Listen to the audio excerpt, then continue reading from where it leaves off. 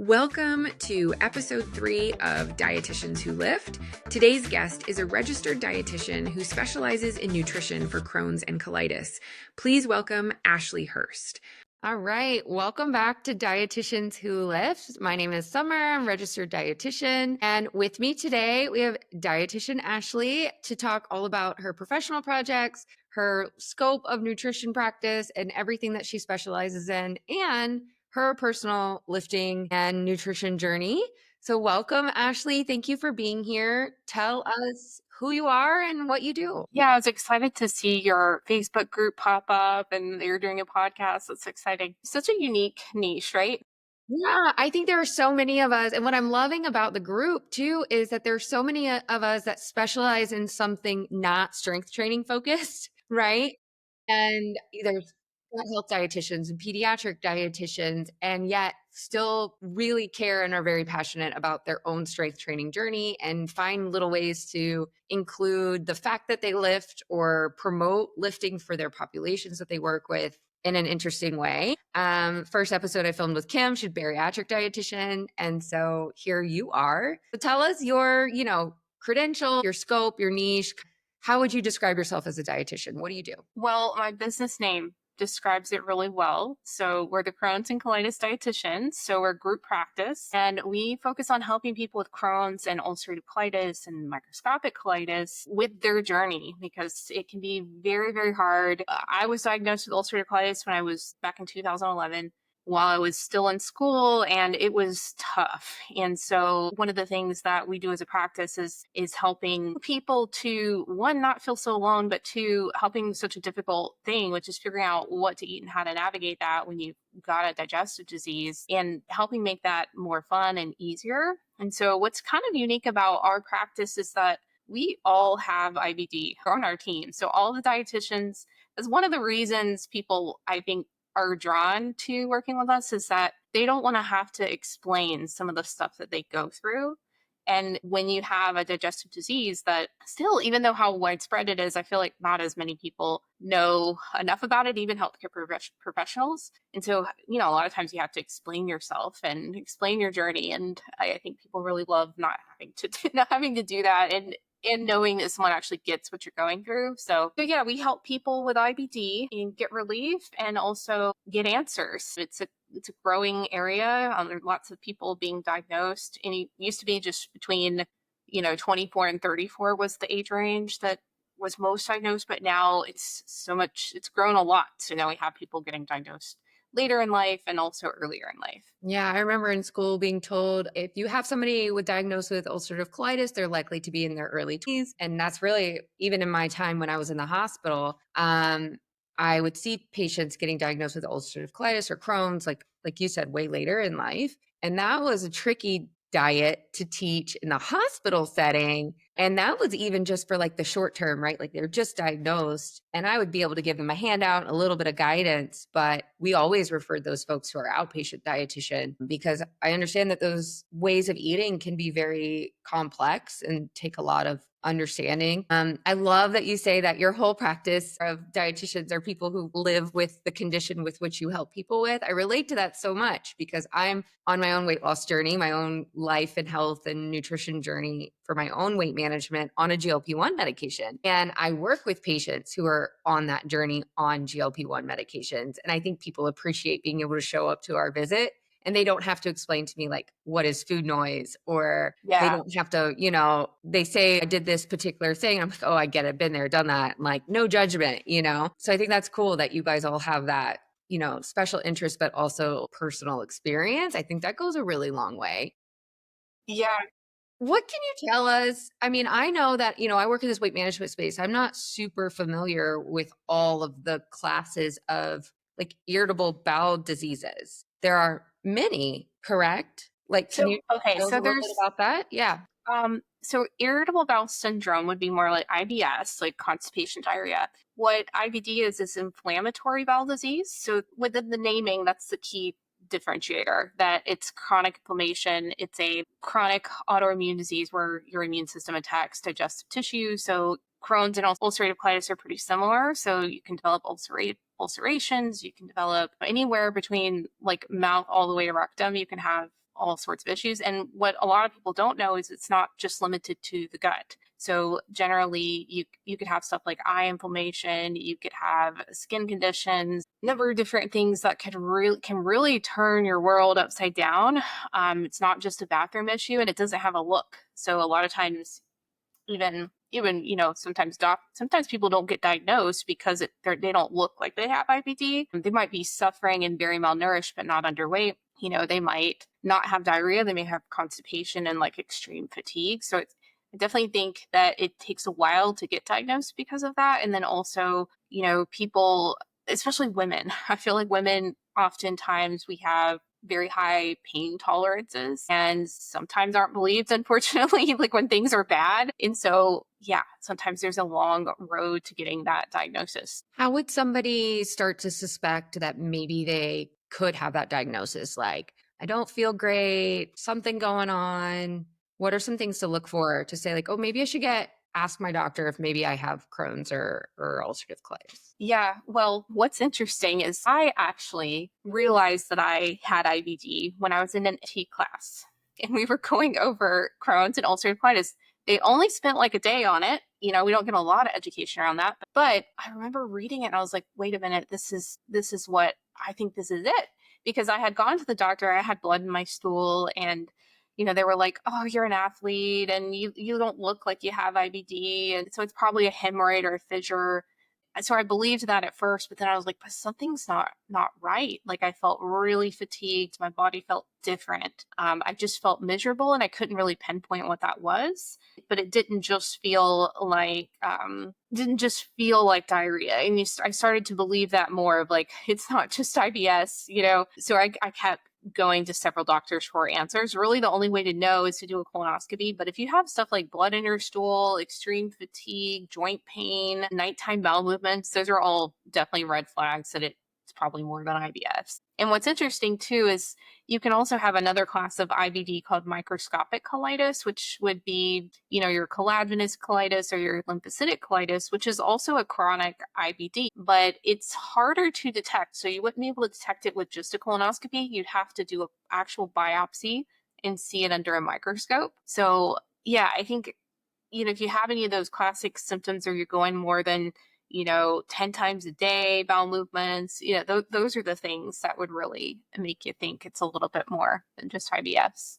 Yeah, I would have young people in the hospital that would come in with like unexplained weight loss, right? Where they have been having all these GI concerns, but they're like, I'm eating. We assume that they're not eating. They're like, no, I'm eating because they become kind of malabsorptive, right?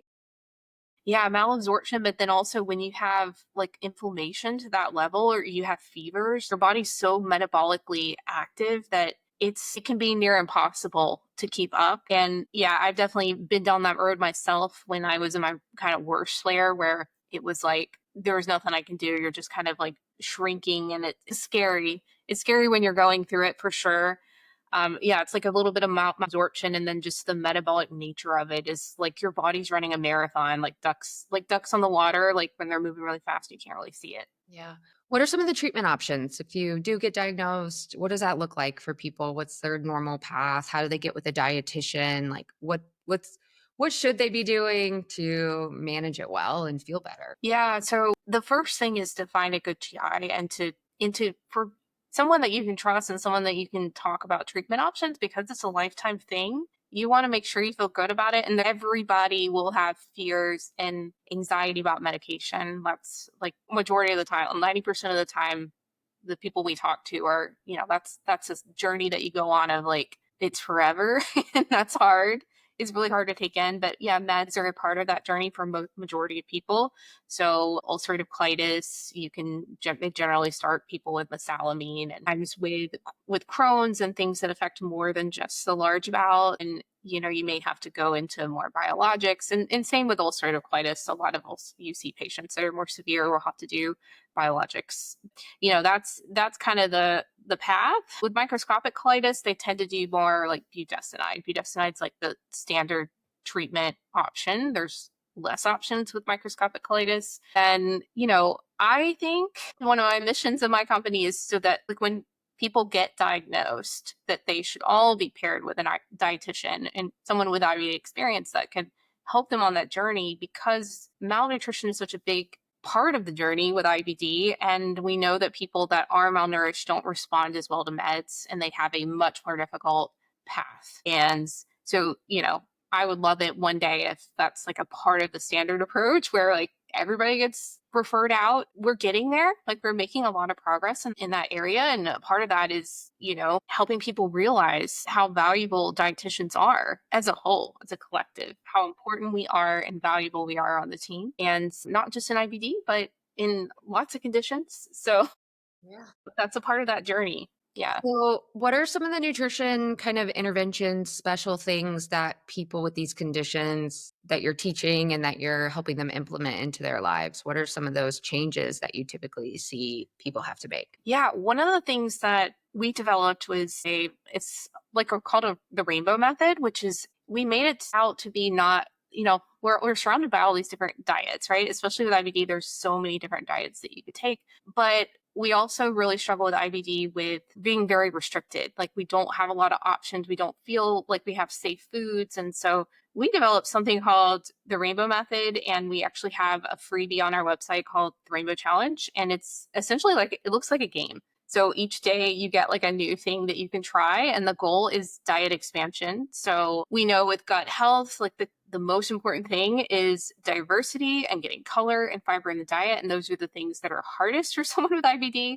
So we developed like a path to expansion that doesn't trigger symptoms as much. So tips and tricks on like how to actually modify and what progression looks like. So that's one of the biggest things that we help people with, is just helping them with diet expansion and helping them have tools to where food is less painful. Yeah. What are some of the foods that people typically avoid, either rightly so or maybe not? Like what do you see in practice that people are eliminating or avoiding? They have such a restricted diet. What are some of those things that they restrict? Yeah.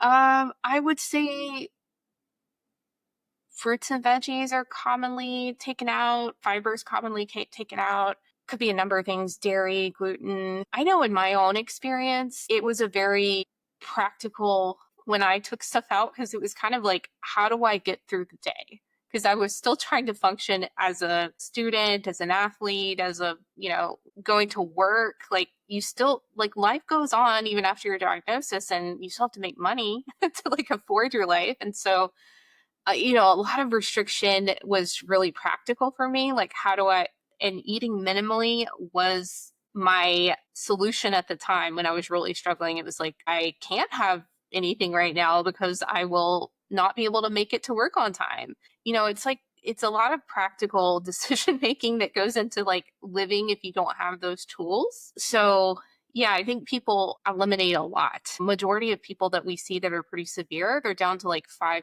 safe foods, like 5 to 10, just not a lot. So people can be very severely limited when they're in a flare up. What are those common safe foods? What are things that are usually good? Well, safety, it's what's your perception of safety. And I think that's the biggest barrier that we start off with, is like, what is a safe food? Because a fruit and veggie could be a safe food if we modify it, if we make it more tolerable. But like smoothies and stuff. Smoothies would be a great option, or soups, because that broken down version of it is just easier for us to tolerate with IBD. So yeah, I think sometimes people will end up on like rice, carrot, chicken, that kind of thing, squashes, but we try to help people get to where they have more safe, and safety goes beyond just those limited options. Yeah. So, how has your nutrition journey evolved as a person with these conditions, working with these people? Like, have you changed your approach over the years with your own personal nutrition? Yeah, definitely. What did it used to be like? And what is it like now? What is your like diet like now? Your way of eating? Well, see, I was the person that was very restricted and very I felt lost in it. And I remember there were not many dietitians I didn't know any dietitians that specialized in IBD. And so I definitely struggled with feeling like misunderstood, and like no one really heard what I was saying, of like, no, this like physically hurts. Like, give me something, give me something to work with. So yeah, I would say in the very beginning, I was pretty restricted. And yeah, I guess the journey has definitely evolved over time with learning. I ended up I didn't start in undergrad. You don't get like a lot of IBD. And so for me, I wanted to learn just based out of my own self-interest. So I started off I wanted to be a sports dietitian. So I was an athlete at the time. I ran in high school, college, and then after college, I ran a little bit too with a team out here. And the IBD really changed that journey. Like it was a sharp turn because it was like I started to realize right off the bat like how hard it was for me to compete at the same level and wake up at, you know, 5 in the morning, every day when I was struggling all night. So it was once I was diagnosed, I only ran for another like year or two more. And then it was just too tough because I was real malnourished. But yeah, I started off wanting to be a sports dietitian. I loved sports and I loved nutrition was more like a tool to more performance for me. And then it became a tool to get my life back, like a tool to, start to feel more alive again. And lifting was like that for me too. Like lifting was always struggled to get back into running. So lifting was a way for me to feel powerful again. And so that's why I started lifting. I was a personal trainer when I was diagnosed too. And, so I used to coach other people on how to do that. But it wasn't until like my diagnosis that like lifting became this way for me to feel like me again, something I had control over. And every time I would lift, I felt more powerful and more, yeah, I just felt it was how I felt doing it that really kind of kept me doing it. Have you had to make adjustments to your nutrition to support now your lifting?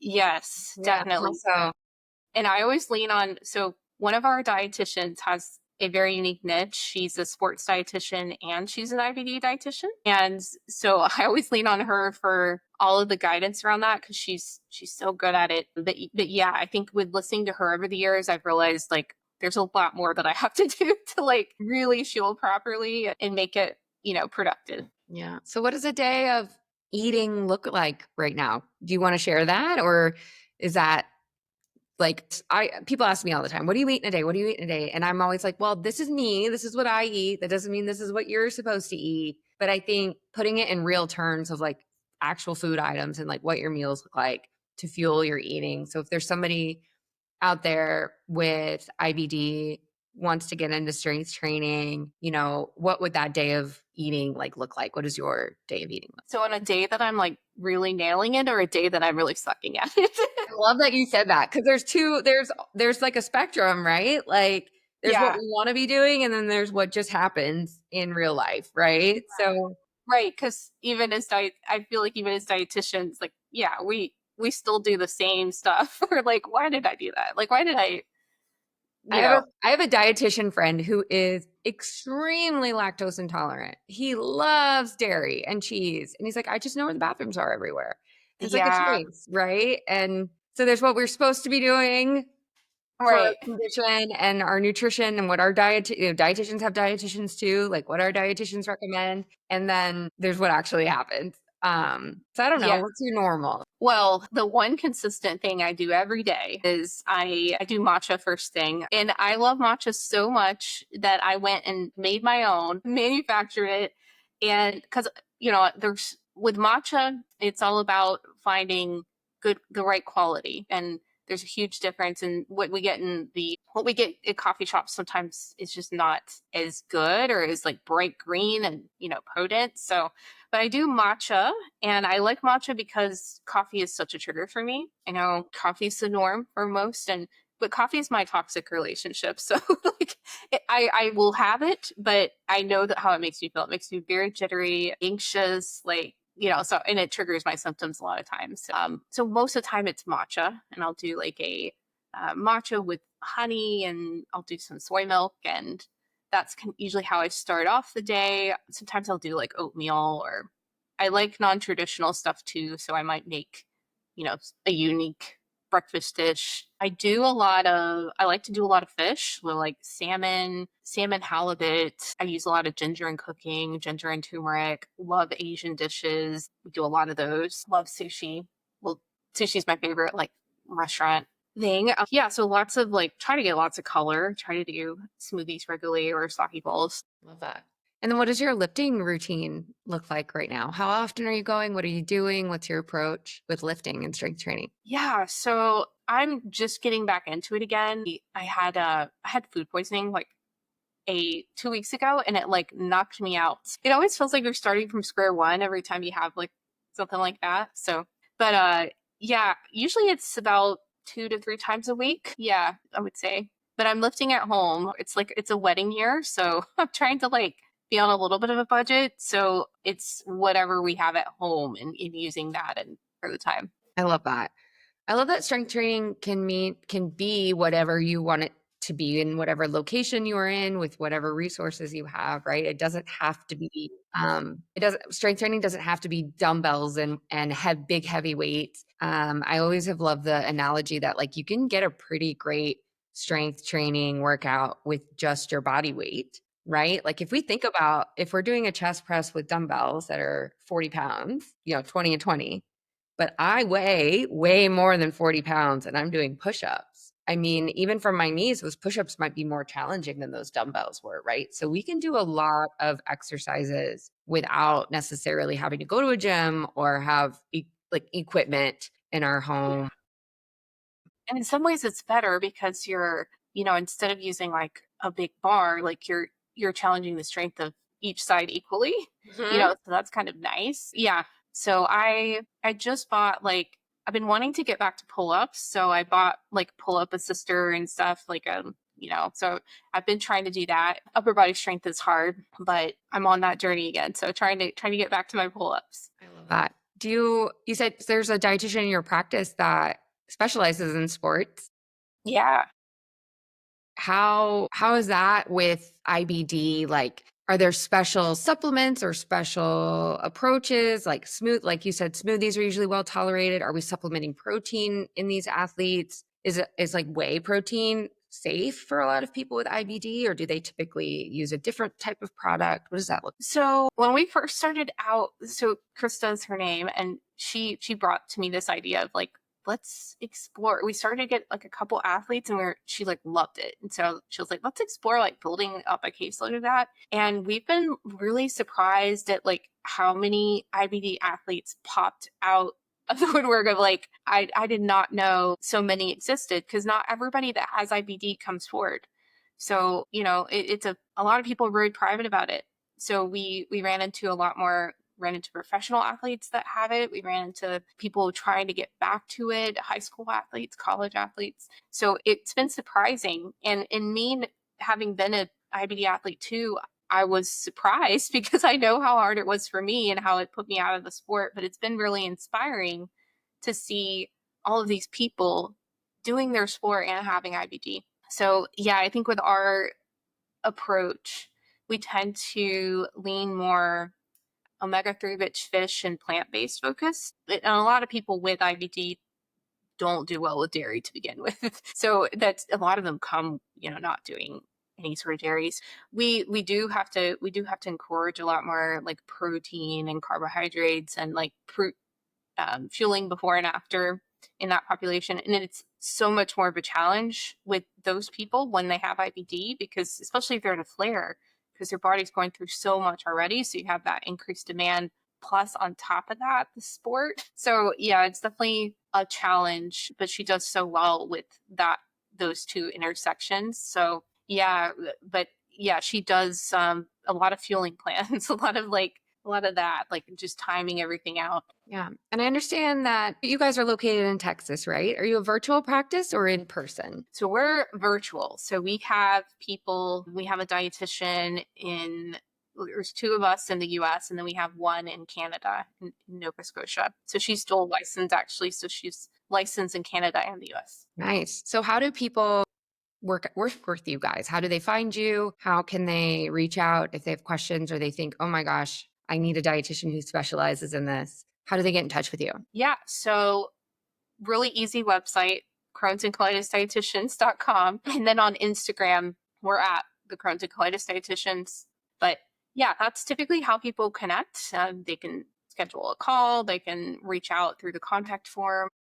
Yeah. Do you have resources available to people who are interested in learning more? Yeah, we have some great resources that honestly are underutilized because we've spent years and years putting together like a library. We have on our website like a resources page where people can go. There's free ebooks, there's ebooks that are $20 and under, there's webinars on there, and then there's our library where it's like every question we've ever gotten asked about IBD, like all in one place. So honestly, we have dietitians that use it too because they want answers. So it's a really great resource. Yeah, I would have loved to be able to provide that website link, right, to my patients in the hospital because sometimes that nutrition care manual just has that one little piece of paper.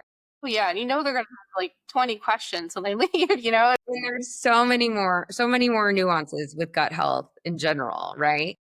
Yeah, and the other question, we get a lot of supplement questions. Mm. And so we actually we have supplement deep dives on there of like, here's the quality of evidence, this is what it says. And it's written in a way that's easy for someone who doesn't know the science to get, but also like it incorporates the actual science if you're getting value. So it has stuff like that in there. And then our blog we have hundreds of posts in there that's totally free. So there's lots of that too. I love that. I'm all for the education and the resources because there's not enough time in the day, right? To see all of the people you would love to see. And, Yeah.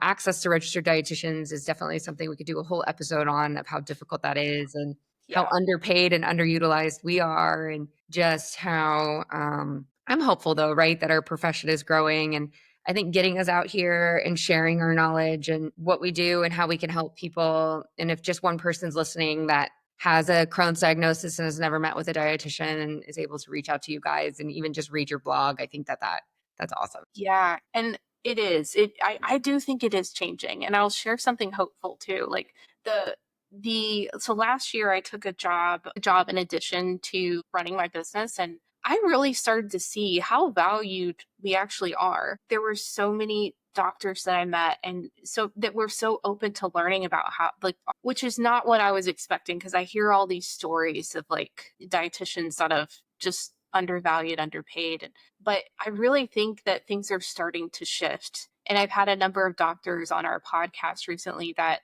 were also saying, like, we're looking for dietitians. I brought up this exact scenario to someone where I was like, oh, I wish there was more collaboration. And she said, it goes both ways. Like, we're looking for dietitians too. And we just don't know where they are, like sometimes just don't know. And so there are people that are very into the collaboration piece and that really, really understand our value. I think things have changed so much in the last 10 years. So there's a lot to be hopeful for with that. I agree. And I think that it's great. I think just healthcare in general, like science based professions in general, all need to come together right now as a united front. There's so much misinformation. There's so many people out there who claim to have knowledge and education and nutrition and healthcare and science, and they just don't. They're just making things up to sell a supplement or to get clicks. And, sometimes the day-to-day work of working with individuals, it almost feels like I love that. I love the coaching and I love the counseling and I know it's so important, but that's like one-on-one time doesn't get seen because it's a private healthcare session, right? Like it doesn't get seen by the masses like a TikTok video does from Oh, somebody on a podcast, right? That doesn't know what they're talking about, but they use a bunch of sexy words and they have a fancy editor that makes it look really cool. And, a lot of those people are actually funded by their own companies and their own, venture capitalists that have profit driven kind of motivations. And I think we're really right now, like this dietitian space and this like wellness supplement space. We used to get along, I think, way better. And now there's like definitely something going on there where we need to be more skeptical of supplements and more like mindful of, like you said, you have resources to how to really understand if a supplement is right for you because it's such an unregulated space, right? it is. But I have a foot in both worlds, I feel like. Right. Tell me about that. Yeah. Yeah, it is an unregulated space, but there are people that I think dietitians are best suited to be in the space of supplements because we understand one, how to formulate something and what we're looking for, but two, we really understand how unregulated it is and what we need to be asking for and pushing for. And so I really feel like there's a lot of dietitians out there that are doing a really great job of formulating stuff and making sure it's third party tested and like asking the hard questions, and not just like the board of experts on things where they just put a dietitian there, but like the people that are making their own, which I know there are a lot of people in the dietitian space who are. It's hard to do. It's hard to like do it on your own and manufacture and get it right. Because I can tell you from like my experience of doing it, there's no one to guide you. There's no book on it. And also it's really easy to make a really bad product that in an unregulated space, and it's really cheap.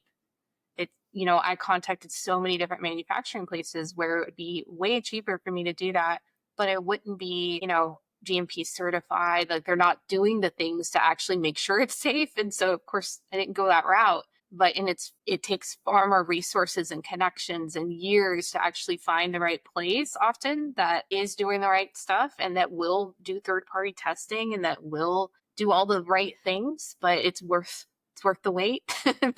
But yeah, you're right. It's an area that we need more dietitians to help change it and turn it the right direction. That's great. I get reached out a lot from supplement companies asking me to promote their product without Yeah. ever having tried it, without reviewing any of their science or their testing. They're like, click here, we'll give you a coupon. You can make all this money. And it's just Oh such yeah. a Yeah. weird space. I'm like, I have a rule. I don't do supplement promotions right on Yeah. my private pages, but I can see a world. I always joke. I'm like, well, creatine, I have very specific supplements that I would even consider ever having a supplement brand if I ever had one, like maybe a creatine, maybe a protein, maybe like a magnesium, calcium, vitamin D, maybe an omega-3, right? Like it would be so specific. And then the trend though with supplements right now is like pack as much stuff 25 or more. Yeah. dummy and make up some term to call the blend and don't tell anybody what's actually in that blend and make it $200 a bottle. And it's just Yeah. like, it's Crazy. Like, frustrating. yeah, we started reviewing supplement and like for people and like doing a little video, and it's like mind blowing, like how even like these big, they at least they seem big, like looking at the stuff they put on their page that doesn't make any sense, but it looks cool. Like Yeah. it looks like, Sounds yeah, smart, but it's not real. Yeah, I know. I see that. yeah, I know exactly what you mean. And I feel the same way. Like with my products, my thought was like, I'm only going to recommend it if it's something that can actively improve their quality of life. No unnecessary stuff. Like just the stuff we know is good. Yeah. So where do people get your supplements? Yeah, it's called gutlove.us. So there's two main products that I have. One is a matcha and the other is a prebiotic probiotic. So it has sun fiber and L-plantarum 299V strain. So yeah, sun fiber is just a prebiotic that can help people with more gut related issues, like if you're having diarrhea, constipation, bloating, abdominal pain. There's lots of good evidence on both the two ingredients in there. I created it because I saw such good results when I was working in a clinical setting and also in my private practice. I love that. Something that you saw a need for, created for your patients. And like you said, years of hard work, I'm sure, to get that off the ground. Yeah, yeah. So very cool.